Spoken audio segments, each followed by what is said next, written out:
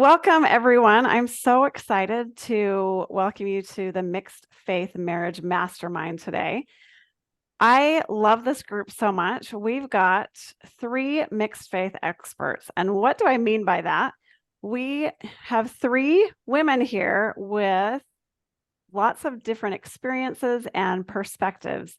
And all 3 of us are in a mixed faith marriage and or family. I guess that makes it a mixed faith family.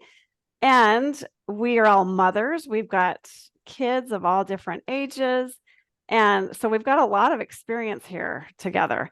Also, we are all life coaches that have this common goal of helping people to create strong and meaningful connection and loving relationships while honoring our spouse and where they are in their faith journey.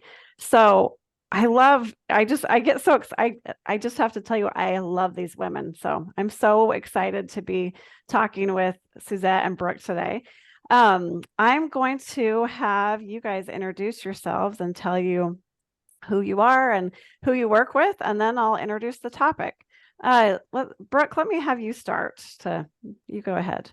Sure. So I'm Brooke Booth, and just like Chris said, a certified life coach who works with people in a mixed faith marriage. I also work with people going through faith transitions. They often go hand in hand.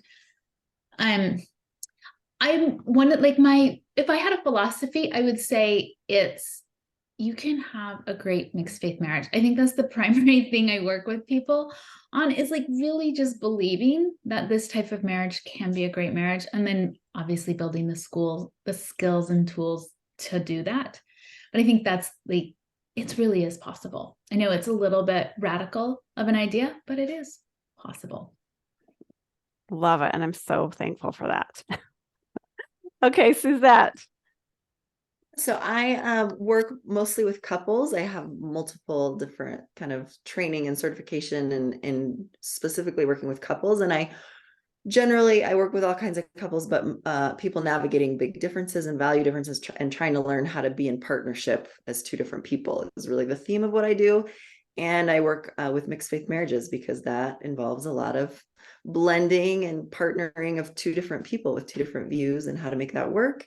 And personally, I have to do that in my own marriage a lot. I am a participating member, but not really a believing member, and blending my views and my husband's views and how we raise our kids in this mixture of what we do as a family is challenging and also really rewarding. And so that's kind of who I am.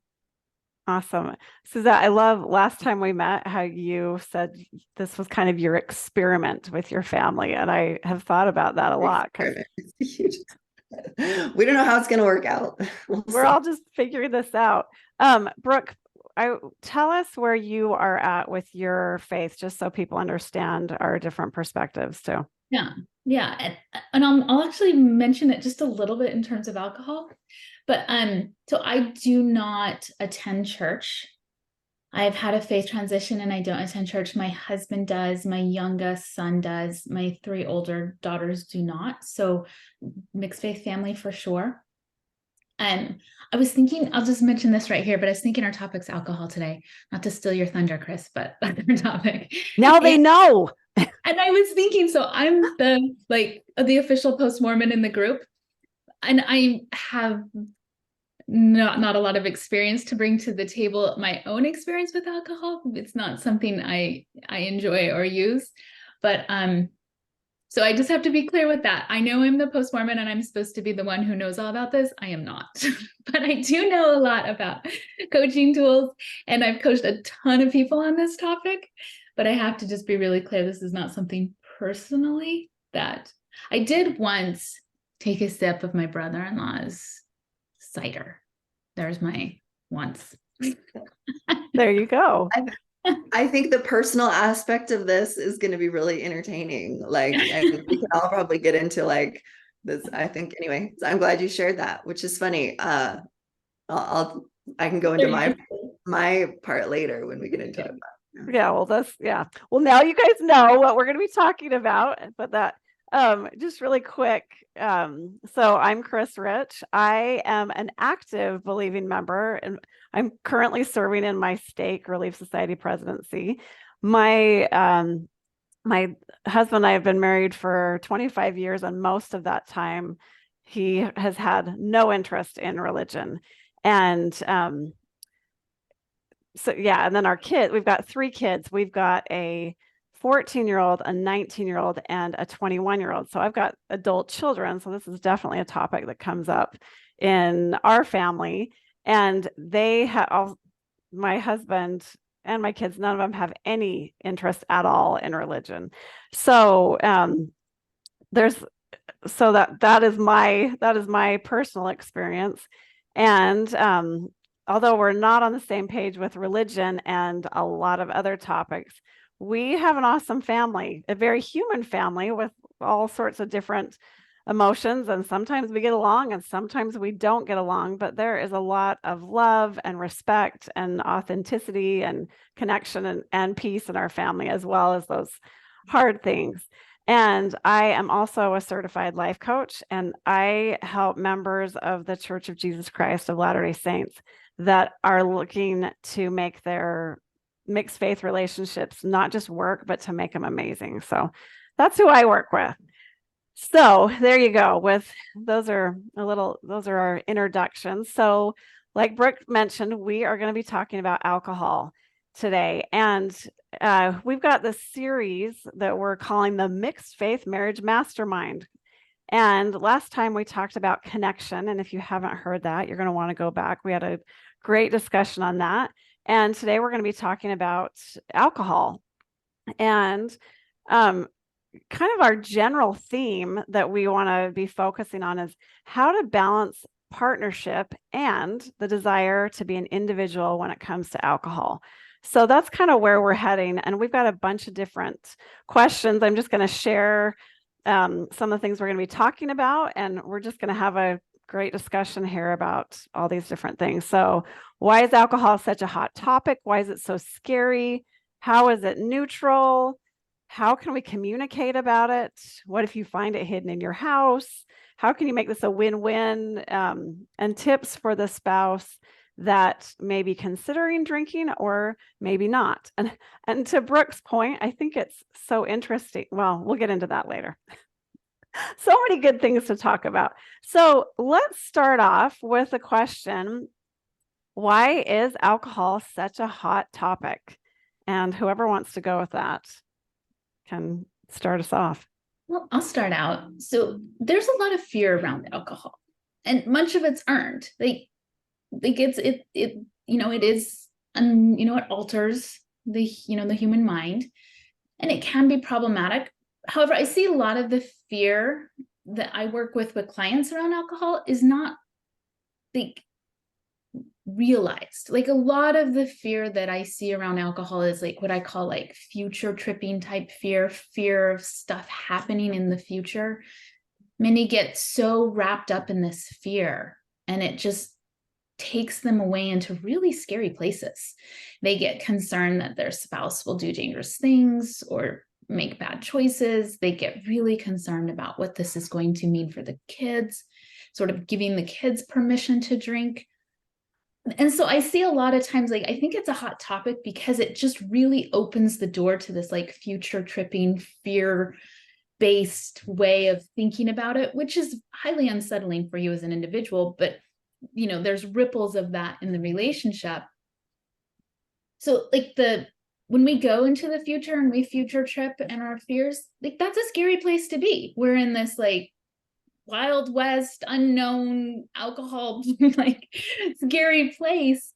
And I think that's one reason it's a hot topic. I think there's a lot of messaging too in the LDS culture that feeds into that, for good or ill, that makes it extra scary. But I think it's like, we're talking about fear of the unknown here, because we don't know what our spouse is going to do. We don't know how their body's going to react to this. They don't know. Like, there's just fear, and can really be paralyzing for a lot of people when they face that.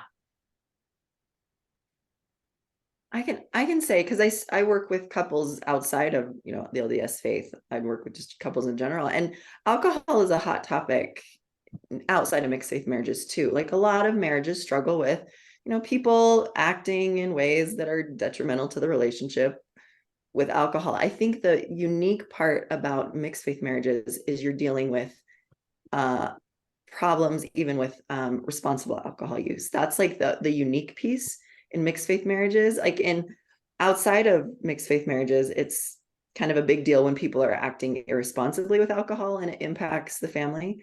In mixed faith marriages, it's often even just the thought of drinking or having a drink or responsible use is still affecting the relationship. And that's a really unique part that I find it's really interesting. But yeah, I think it's a hot topic for good reason. And I think for me, it's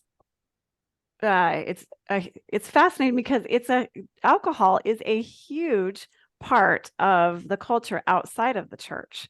That, you know, like if you look at members of the church and the whole world population, there's not a lot of us compared to everyone you look at. And alcohol is definitely a part of life outside of the church. So I think that there's definitely this within the church, there's definitely this is right and this is wrong. Drinking is wrong. Living the word of wisdom is the right thing to do. So I think it's definitely, yeah, they're just like putting it in that perspective, I think can be an interesting thing. So definitely a hot topic.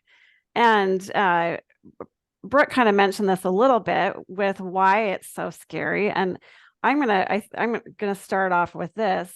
Well, so we are all aware of the word of wisdom, that there are certain things that we consume and certain things that we don't consume. And I think for me, I grew up, well, for all of us, because we all grew up in the church, we grew up believing that alcohol is bad. And we all have either our own personal experiences with alcohol that, you know, like maybe I do confess I did taste, my brother let me taste like a cooler once. And I think I literally like stuck my tongue in like that and just taste it. So that is my experience with alcohol. So we have our own experiences or lack thereof. And then also, I think everyone knows someone that has been really affected by alcohol. Maybe they know someone that is an alcoholic or that they've experienced some really significant trauma. So I think that is one thing to, to pull in to think about that.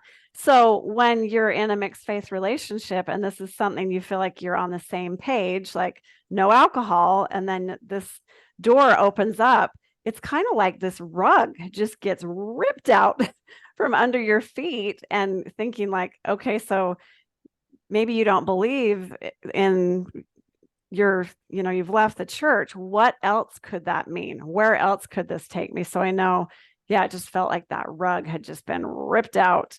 And a lot of my clients share that same feeling as well. So it's like actually you think a trauma response, like this panic, this fight or flight that when we hear about alcohol. So it's definitely something that can be scary.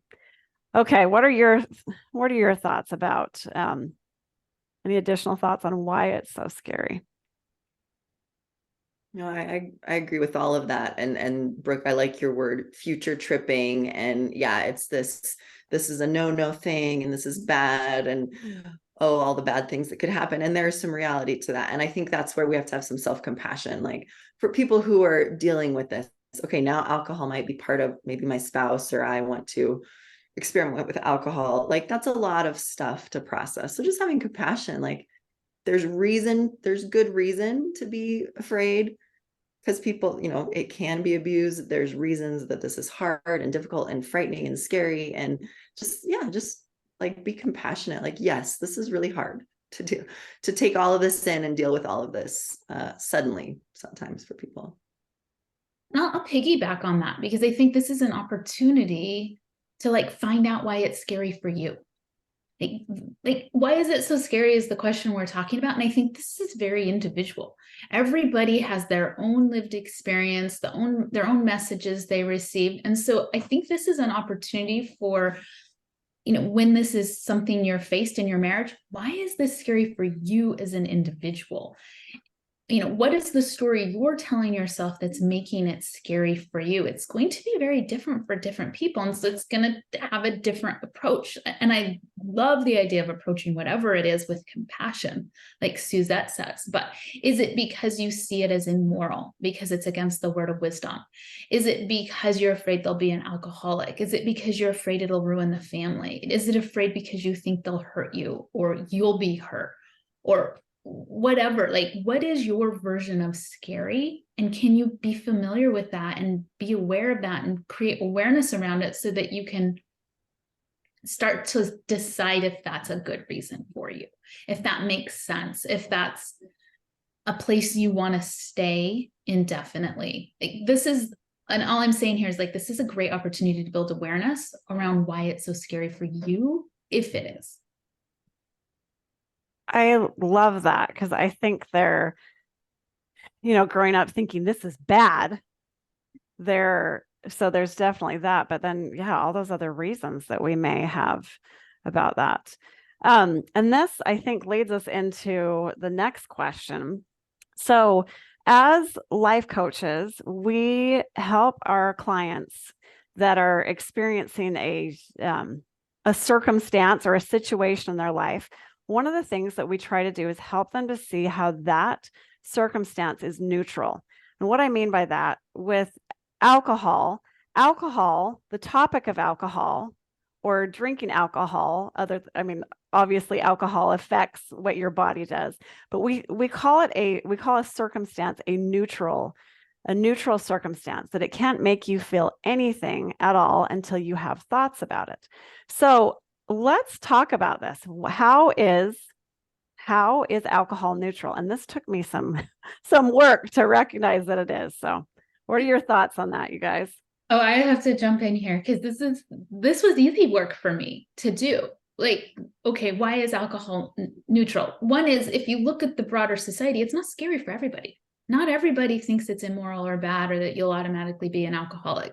Like, to me, that indicates that, like, you take the circumstances you're saying, Chris, of alcohol, people have all sorts of different thoughts, all sorts of different stories around it. And they're not all, this is bad and dangerous and people will be alcoholics or whatever it is. Like, there is a whole world of options here.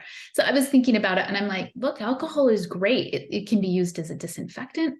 Like, it can just be a thing on your shelf in your pantry and it can mean the same thing as having a box of crackers.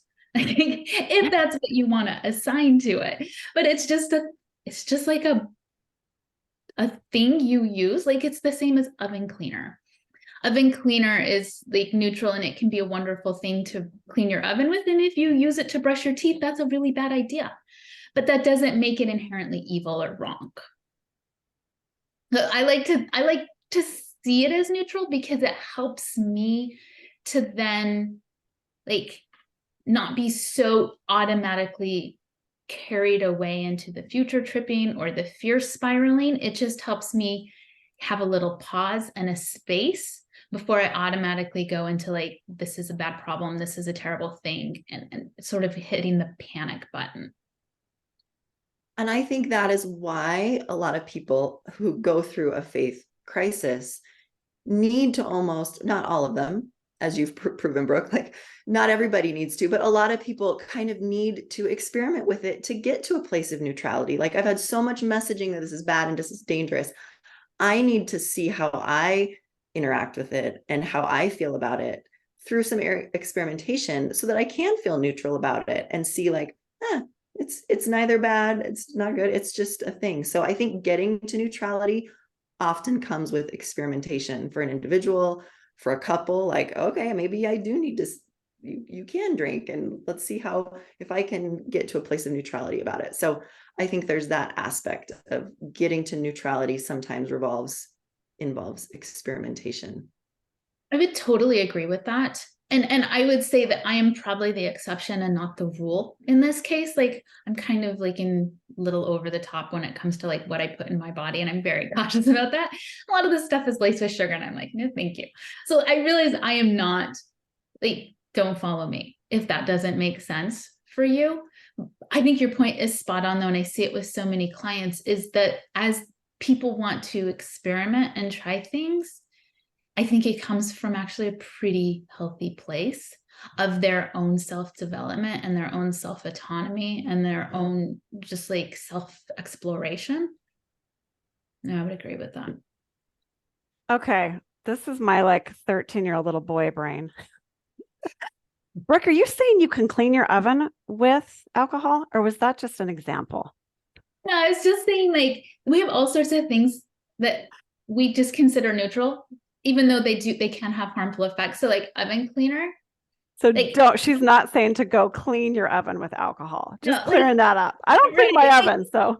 think about all this stuff in your house. So I have vodka in my pantry that I use to make vanilla with because it makes nice vanilla, right? And but I don't think of it as like an inherently evil thing sitting on my shelf. It's neutral. Okay. It's just something just like oven cleaner, right? I wouldn't use it to like wash my dog with, but I don't think of it as like evil, right? I'm just being a smart aleck. I'm just keeping it light here. Yeah, I should have guessed. Classic. I was like, really? That's a good to know. So she's not saying that. Okay, so with the whole idea that alcohol is neutral, that idea that took me a long time to really get to that point. And like Brooke was saying, you can ask 100 different people and they're all going to have a very different experience or a different view about it. When I was talking to another parent in my town, and I was so worried. I think my kids were going on a senior trip or something, and I was so worried knowing that there probably would be alcohol, and just like panicking about it. And I was talking to this friend about it, and she was like, you know what? I'm hoping that my daughter drinks because this is a great opportunity. And I was just like, I was floored. I was floored because we had such different perspectives about this. And I think another thing that I want to point out, that alcohol is neutral. It can't make you feel anything until you think a thought about it. I'm not saying consuming it, but the actual subject of alcohol. But I don't have to be neutral about it. For me, alcohol is not something that I ever want to consume or plan on. And I don't need to get to this spot where I'm just like, I love alcohol. This is fantastic. I think it's just interesting that we get to, it's a neutral thing that we get to choose what we want to think about it and how we want to feel about it. But that took me some work realizing like, I really, that's something that I don't know that I'm ever going to feel good about. And that's okay. It's totally okay that I don't have to change who I am or what I want to do and feel neutral about it. It's just, I get to choose how I want to think and how I want to feel about it. Okay. I'm just checking my notes. And the reason that's important is because my emotions fuel my actions. And if if alcohol is something that scares me to death, I have a lot of fear around it, as a parent or as a partner, I'm going to show up differently if my actions are fueled with fear. So I just want to know that that is an option that is available. So any other thoughts on that, my friends? Well, I just think the partnership aspect of that, since that's kind of what we're working towards, is like you were saying, I don't want alcohol. It's not important to me. I don't have to love it. And I think we have to grant always grace to our partner who's trying to figure themselves out after a faith crisis. That is an identity shift. So when somebody's having to rebuild their identity, and they're having to kind of figure out, well, now what is my relationship to alcohol now? Do I want it? Do I want to be a social drinker? Do I care? And granting other people the chance to figure out their identity and their beliefs around it again, because it's shifting for them. So, I can speak to me personally that it wasn't an important part of my identity formation. And then it did become an important part. Like, okay, I've always been told what my relationship to alcohol should be. I really want to decide that for myself. And that was the shift. And I really had, and I did some experimenting and came to the place of like, so now I can really say like, green tea is my caffeine of choice, and good red wine, good white wine, I love in certain contexts to enhance experiences. And the other forms of alcohol, I don't have a taste for, and I just can't even get it down. And so that's like, I had to go through that process of finding out what I thought about alcohol and its purpose for me. And I think we have to grant our spouses the chance to do that. As part of this, I think this about alcohol, and you get to figure out what you think about alcohol. And there might be some identity formation in that process, if that makes sense. Oh, that makes a lot of sense. Okay, so our next question, how can we, so going off of what Suzette was saying, what can we do to communicate about alcohol, to openly have these conversations? I would love to hear your thoughts. So I think this is an area where communication can be particularly tricky, where you can find yourself between like a rock and a hard place. Like if I share this with them, that I want to do this experimenting, that I want to try this, that I want to experiment with this or whatever, like they might freak out. They might be too afraid. They might be mad. Like there might be some behavior that I'm not really super excited to deal with and work with. But at the same time, if I don't share it with them, they might feel betrayed, they might feel dismissed, they might feel ignored. And it can be a bit of a rock and a hard place there. So either way, it's going to take some courage. It's going to take some internal work to like look at your reasons for whether you share or don't share. And I wouldn't say that there's a universal truth here on how to communicate around this. I think each couple has very unique dynamics and patterns and things that need to be taken into account here. But as you come to what decision makes sense for you, look at your reasons and make sure you like them. Make sure that they're in alignment with your values and how you want to be showing up in this relationship and the kind of relationship you want to have with your spouse. And so I don't want to be like prescriptive here, but this is going to take a little bit of work on your, like whoever in the partnership wants to talk about this. It's going to take a little bit of work, and it's going to take a little bit of time to figure out how is the best way to communicate about alcohol. Yeah, I think I could talk about partnership all day long. And I think if you're committed to partnership, you're committed to understanding that your actions impact the other person always.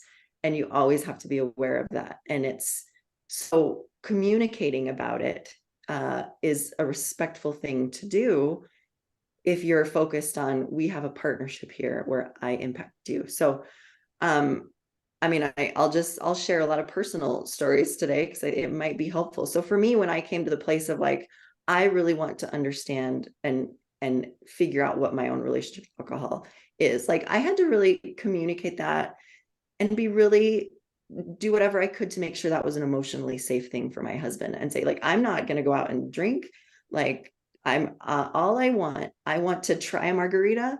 That's all I want to do. I want to try like a glass of Chardonnay. Like I just have this bucket list of, I want to try these things. How do you feel about that? How does that, like, does that bother you? I don't have to do this now. Like, let's talk about it. And so we talked about it and figured out like what worked for him and for me, which kind of gets into what you were wanting to talk about, Chris, about like how to find win-wins. But I think communication is, here's what's important to me, but I don't have to act on it right away. And I don't have to do it all my way. Like, what do you think? Like, just that kind of transparency, like, let's figure this out together, creates partnership and emotional safety, which I think is always the goal, is emotional safety as a couple. I would totally agree with that. And I would also say not all couples are in a place where they can actually participate in a partnership. And I am a big fan of partnership. I think it's a beautiful place to be. And I've seen a lot of couples I work with, they're not experiencing a partnership. And so they can't just dive in and enjoy the benefits of a partnership when it comes to talking about alcohol. Yeah. Something else I see is, like, I would say work toward a partnership. That's my value, is to have a partnership kind of relationship, but I also recognize that's not everybody's ideal relationship. And there is privilege in having that established already with your spouse, especially in a situation like this, especially when talking about something like alcohol. I have had clients where it's really challenging talking to their spouse about it because there was no quarter, like there was no room for negotiation. There was no room for discussion like you're talking about here, Suzette, right? I'm thrilled you and your husband could discuss it, but I don't even know how many clients I've worked with and there was no negotiation space there. Right. And that's problematic, right? Because couplehood should always be about negotiation and win-win. And I think that should be like, yeah, if you're not at a place where you can do that, then you shouldn't be dealing with the alcohol issue. Yeah, you should be dealing with the fact that, like, we can't talk openly. We can't find win-wins. Like, that's, yeah, totally. Like, then you might need to take it down a notch and be like, okay, we're not even going to deal with alcohol right now. We're going to deal with the fact that there's so much rigidity that there's no room for like anything in the middle. Totally. Yeah, and there might be work.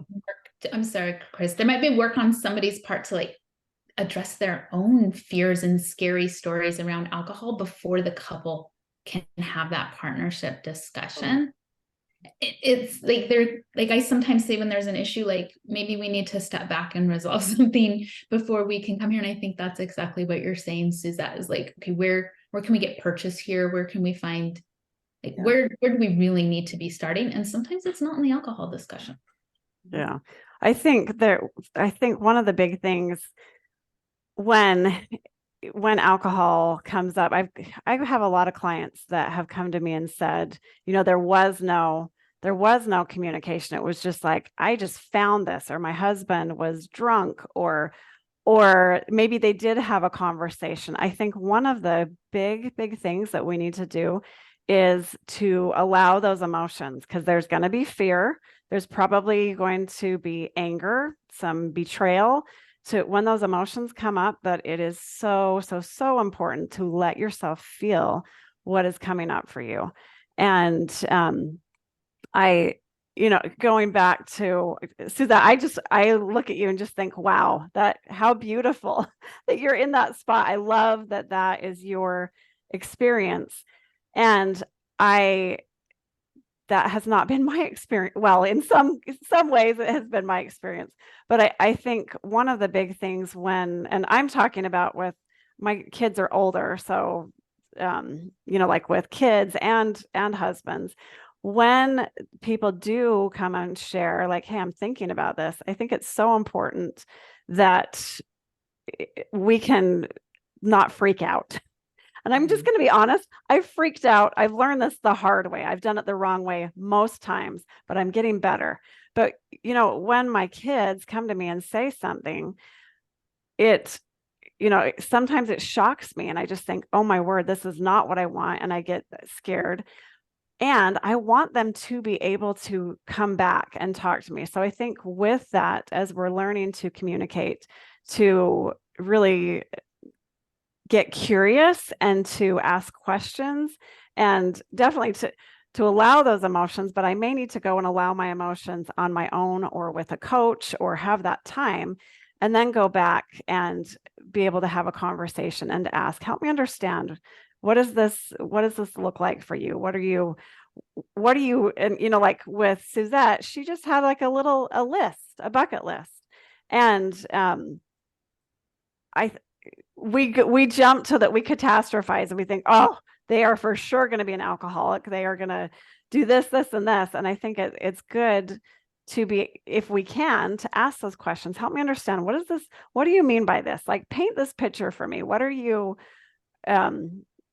what does this look like for you? I think those are some good questions, because we assume that all of a sudden that they're going to quit their job and they're going to be a bum and everything's over, which may not really be true. So I think just having, one of my favorite questions that I like to ask is this going to build a wall between us, or is this going to be a bridge? Is this going to be a, so just, I like to think of that when I can. And like I said, I have not done this perfectly. I've messed up a lot, but I wish in a lot of cases I would have thought about that when I was having the conversation. Well, and I just want to add, like, because I'm sharing my story, it makes it sound like, oh, this went so smoothly. It is the result of a ton of work that I've done with how to communicate. So when I approached my husband, it was done slowly over time and with so much safety. Like, I care about you, you're my priority, and the kids. I want to know how you feel about this. Here's what I'm thinking. I'm open to your thoughts, right? I think the art of communicating is what allows partnership to happen. And again, so couples who aren't able to communicate in that way, like, yeah, you got some groundwork to do first. So. And if you need help with that, go talk to Suzette. Or Chris or Brooke, right? We all Yes. work in the art of communicating. Yeah. Okay. So I mentioned this just a minute ago. What if you do find, maybe it is a shock, maybe this has not been a conversation where you've talked about this, and I've had a couple clients that have come to me and said, I just found this, I had no idea, or it was it was hidden. Let's talk about, what do you do when you are surprised by it? I would say you zoom out. You don't make it about the alcohol. You make it about, like, oh, like, they must not trust me enough to talk to me. And why is that? And be curious. Like, what is happening that they were afraid to talk to me about this? They felt the need to hide. Is it because I'm so critical? Am I judgmental? Am I so rigid? Do we not have the kind of partnership where we can really reveal who we are and what we're thinking about? So I would zoom out and make that more of like like, let's talk about this. What's going on between us that this needed to happen? Instead of making it be about, like, the alcohol. What does this say about our relationship and the status of it? I 100% agree with that. So there's two different situations that can be involved here. One is, like, you've never talked about it yet. Like, there hasn't been some sort of discussion or decision made. And in that case, like, this is where we're piggybacking on communication. Okay, now we have an opportunity to have some conversation. I love this quote by George Bernard Shaw. I share this with clients all the time. The single biggest problem in communication is the illusion that it's taken place. Like, if you've had no discussion around conversation or decision around alcohol, this is not a breach of trust. This is just something you guys haven't talked about. Now here's an opportunity. Here's an opportunity to talk about it. The other thing is what Suzette is talking more about is, let's say there is hiding going on, and maybe you have discussed it and they're still hiding, or, like, I would say in the first place, it's not even hiding. It's just like, you can't hide when there's no rule, but maybe I'm being a little too strict. But if there is discussion that this is not something we want in the house, and then there is hiding, based on, like, piggybacking on what Suzette said, this indicates to me that there's something going on here. Like, she was saying, like, am I overcritical? Is this not safe? And I would say things like, we want to react to our hurt instead of slow down and get curious about, why were they doing that? I've seen this play out in my marriage over and over and over, where something is said and the other, like, somebody wants to react to hurt instead of get curious about, like, why did this happen in the first place? Like, why were they hiding that? What was the reason behind that? Like, what's going on in the environment here that they don't feel safe sharing, or there's judgment that makes it hard to share, or, like, what's in the water here that's, like, creating this to be the reality that I'm dealing with? Our natural response is to react to our own fears or betrayals or breach of trust. And I think that needs to be taken care of and addressed. But I think the real fruitful conversation is, like, why? Like, what's going on that this is like that we have hiding? What's going on that we can't talk about it? And it comes back to what we were talking about under communication. Like, do we have the skills to talk about this like partners? Do we have the skills to create safety for us to talk about hard and challenging things without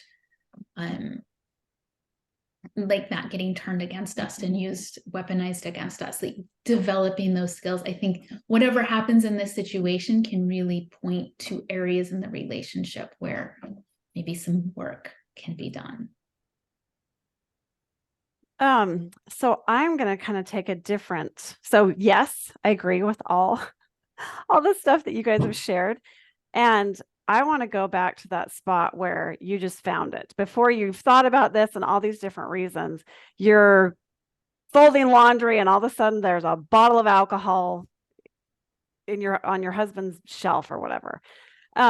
I think that and I'm going to probably talk about this every time we meet, this whole allowing your emotions. So I think it's so important to, you're in this fight or flight, just like, there's alcohol in my house. And I like to remember that when emotions are high, intelligence is low. And if I am reacting, I'm probably not going to go show up as my best self. So this is a very important spot to allow those emotions. And there's a little, I like to think of our brain having two parts. I call one part the barking dog. So it's the guard dog of your brain. You see this alcohol, and all of a sudden your brain freaks out and just barks and is so worried about this perceived threat, this danger that's in your house. And it's so important to address that emotion, to, like, let yourself feel that fear, or whatever that emotion is, let that dog bark. So the other part of your brain is, I think of it as the wise old owl. The owl is the part of your brain that is going to help you look at things and figure out, who do I want to be? How do I want to show up? What conversations do I need to have? But before we can get to those conversations, we got to let the dog bark so the owl flies back. That wise old owl can help us make those decisions, because I think that's part of, because like I said, when emotions are high, intelligence is low. So important to let yourself, and that's what we do as coaches. We help people process those emotions that are coming up and figure out, okay, like, so yes, this happened. Where do we want to go from here? What's the next thing after that dog is done doing its job of being a guard dog? Okay. The next, just keeping an eye on time. I've got just a couple more minutes here. What can we do? Is there a way to make this a win-win situation instead of a win-lose? What are your thoughts on that? I think that is the art and the craft of relationship, is always, how do we make this work for both of us? And so with alcohol, I think it's very possible to have it be a win-win, but it takes each person knowing, like, here's what's important to me. Like, here's my core need around this. It might be autonomy, it might be like choice, it might be safety. That is what I see mostly in couples. One person needs safety and assurance that everything is going to be responsible, and the other person needs some autonomy. How can we have both so that it's a win-win? Well, that might look like a lot of transparency. When are you going to drink, and how, and let's not have it in the home, and let's not, like, figuring out some rules so that each person can walk away with what they really need out of it. I think that is very doable. It takes a lot of high skill communication, and the willing to give and take a little, which is emotional maturity, right? So but I think it's possible, and I think that is the goal for all relationships, is how do we make this work for both of us with our needs and our values and our desires? Yeah, I totally see it as a safety, autonomy, like a little bit of a tug of war there between the clients, like between the spouses. But I think that's where the win-win can be found. Like, how can we use this as an opportunity to connect and build this relationship, to honor your needs for safety to honor your need for autonomy? How can we build our partnership in this regard instead of what I call like throwing the grenades? A lot of times we like to throw grenades into our relationship. And like, this is the great opportunity. How can we like build on these skills that are vital to so many areas of a successful relationship? I think it's a great opportunity. I was thinking with my, my kids are adults, and I have found that sometimes this is a stretch for me. I'm just going to be honest here, but I am so thankful that my kids are, so I still don't like alcohol. I'm sticking with that. It's not I don't think I'm ever going to love it, but I do appreciate that they are open with me and they talk to me about it, and they are, I can see that they are doing their best to be responsible. And I really appreciate that. So looking for, how is this? I don't love alcohol, and I can see that they are, trying to be responsible and communicating that with me. So I really, really appreciate that. So I have to kind of work with that, but I'm thankful for that, that communication. Okay. So the other questions that I wanted to ask: tips for spouses who want to drink, and also tips for spouses that don't want alcohol in the home. I'm going to share one just really quick. I think that it is so being the spouse that doesn't want, and that's actually not, my husband doesn't drink either. So I think that's one thing to think about, that just because someone has left the church, it doesn't mean that they're going to drink. They definitely might. But I think that's, having that conversation. But it's important that when alcohol comes up, our brain is very black and white. It sees things as it's either this or that. It's either you follow the word of wisdom or you're an alcoholic. And I like to show my brain that there's a lot of other options in between. And it definitely takes some work, but just showing my brain that, okay, so yes, that could, and acknowledging that, like, having compassion. Of course, I'm scared about this. I've got good reasons to be scared. And looking at all the different things, like, you know what, maybe they're going to just drink occasionally. Maybe they are going to drink responsibly. Maybe they're going to drink and realize, like, I don't even like this. There are so many options. So I just want to show my brain that I don't have to have this black and white, all or nothing mentality. So that's a big place where a coach can help you to look and, like, let's look at the other options that are possible. What else could be possible around this? I think this is an area where like requests and boundaries make a lot of sense. Like, I'm a big fan of like, hey, I don't, like, being really clear about what your requests are so they can be put on the table. And maybe it's like, I don't want you to drink in front of the kids. That's something I've heard a lot from clients. I don't want you to drink in front of me. I don't want you to drink in the house. Or I do want you to drink in the house. I don't want you drinking outside of the house. Like, whatever those requests may be, or the request could be, I want to experiment, and I want you to know, like, there's the requests, like, we do not utilize requests enough in relationships. I would say increase that exponentially here. And this is really another way of saying talk, like, talk more about it, engage more on this. And then there's like the boundaries. Like, if this is really a deal breaker for you, if this is really a non-negotiable for you, you're going to need to learn how to talk about that and communicate that. Because I'm guessing your spouse cares about you, does care about you. They don't want to hurt you. They don't want to just steamroll you here. And a lot of times we just need to talk about it.